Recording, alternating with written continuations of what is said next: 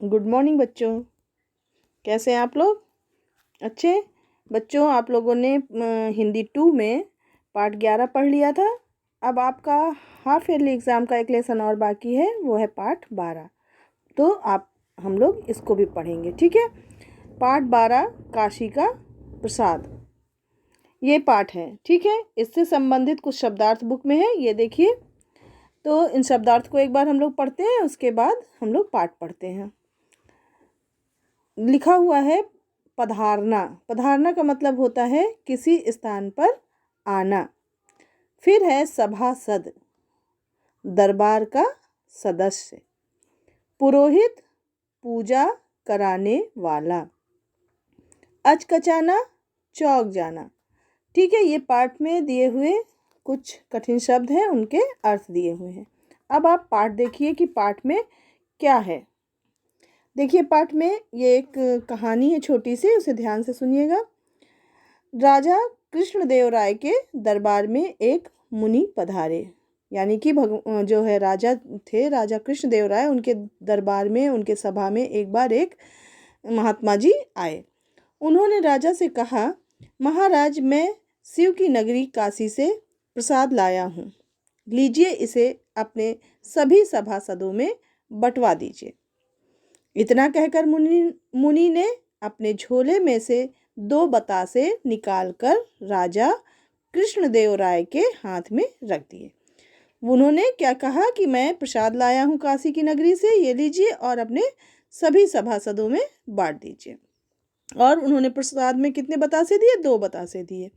राजा कृष्णदेव राय प्रसन्न हो उठे। उन्होंने अपने पुरोहित जी से कहा, आप इन बतासों को सभी में बंटवा दें।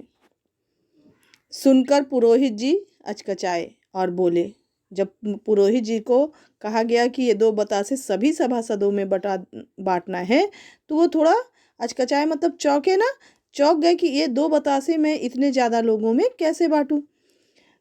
महाराज, यह चमत्कार तो हमारे यहाँ सिर्फ तेनालीराम ही कर सकते हैं।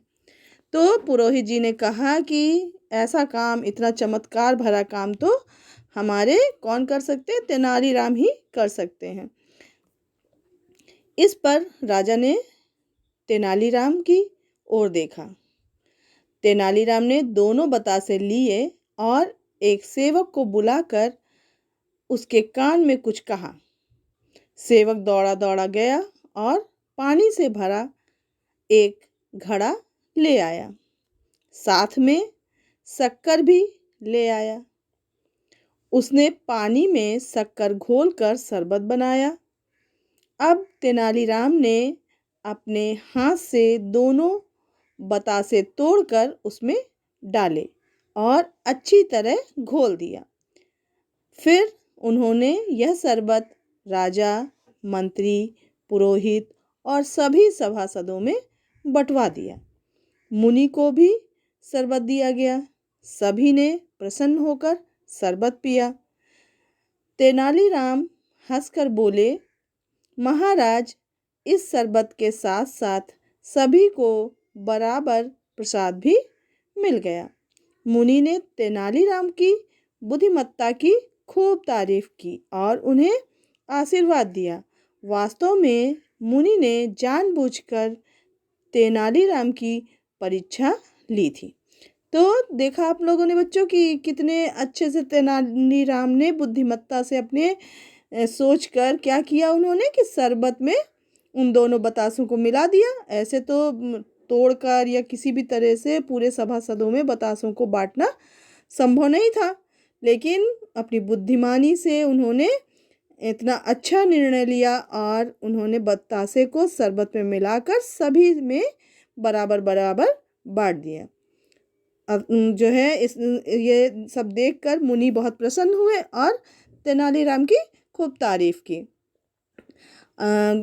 ये जो मुनि थे, ये जो आए थे सभा में महाराज के यहाँ, कृष्णदेव के यहाँ, वो इसीलिए आए थे कि उन्होंने बहुत ही लोगों से तेनालीराम के बारे में सुना था और वो देखना चाहते थे क्या तेनालीराम सही में इतना बुद्धिमान है। तो वो उनकी परीक्षा लेने के लिए ही उस सभा में पधारे थे। उन्होंने उनकी परीक्षा ली और तेनालीराम उनकी परीक्षा में पास हुए। तो नीचे देखिए लिखा हुआ है, बुद्धिमान व्यक्ति कठिन से कठिन कार्य भी आसानी से कर लेता है। जो लोग बुद्धिमान होते हैं उनके सामने कितना भी कठिन कार्य आ जाए, वो लोग धैर्य से और अपनी बुद्धिमानी से उस कार्य को बहुत ही आसान तरीके से कर लेते हैं। तो बच्चों, ये रहा आपका पाठ 12 काशी का प्रसाद। तो बच्चों, इससे संबंधित बुक में अभ्यास कर दिए हुए हैं, ठीक है, और प्रश्नोत्तर दिए गए हैं। तो उनको मैंने सारे अभ्यास कर और प्रश्नोत्तर मैंने PDF में भेज दिया है। इसलिए आप लोग ये पाठ पढ़ने के बाद अपने सारे अभ्यासकार को पूरा करने के लिए PDF का सहारा लें और PDF से देखकर अपनी बुक के अभ्यासकार पूर्ण करें और अपने प्रश्नोत्तर कॉपी में लिखें। ठीक है, तो बच्चों आज के लिए इतना ही। नेक्स्ट डे हम लोग कुछ और